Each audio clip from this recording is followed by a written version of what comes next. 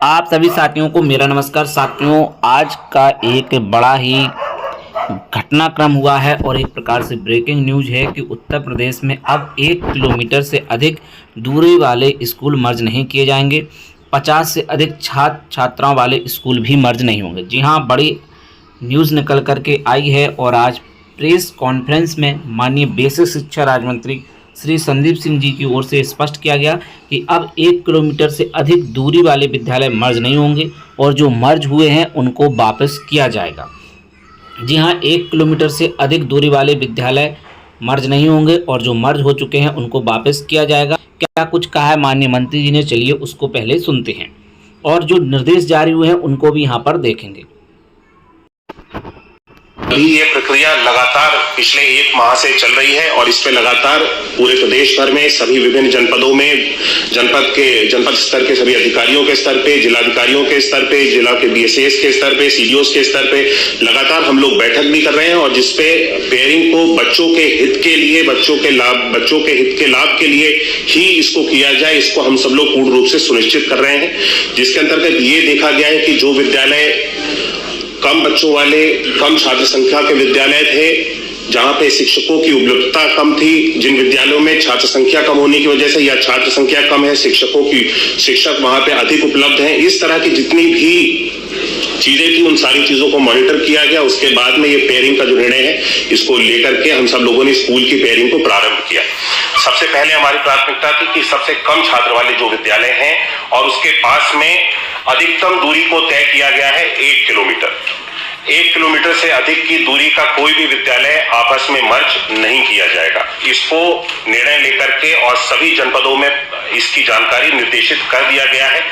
हम सब लोग लगातार इसको सुनिश्चित कर रहे हैं कि कम छात्रों वाले विद्यालयों को, कम संसाधन वाले विद्यालयों को ही मर्ज करके हम उन विद्यालयों में मर्ज करें जहां पे अधिक संसाधन उपलब्ध हैं उस विद्यालय में, ताकि बच्चों के पठन पाठन के लिए वहां पे बेहतर सुविधाएं उपलब्ध हो सकें, बेहतर संसाधन उपलब्ध हो सकें। डिजिटल संसाधन जिन विद्यालयों में अच्छे उपलब्ध हैं उन सभी विद्यालयों में हम सब लोगों ने मर्जर करके विद्यालयों को मर्ज करने का प्रयास किया है।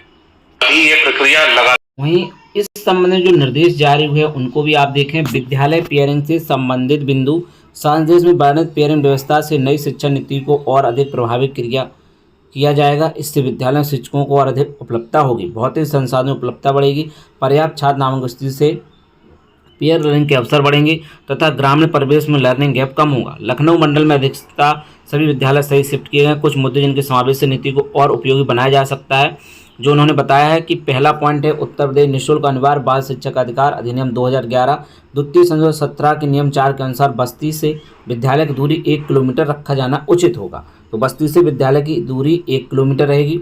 संदेश में छात्र संख्या को भी स्पष्ट उल्लेख किया जाए। 50 से अधिक छात्र संख्या की विद्यालयों को पेयरिंग ना की जाए। तो 50 से अधिक हैं तो पेयरिंग नहीं होगी। यदि ग्राम पंचायत में एक ही स्कूल है तो उसको पेयरिंग से बाहर रखा जाएगा। अगर एक ही स्कूल है ग्राम पंचायत में तो उसको पेयरिंग से बाहर रखा जाएगा।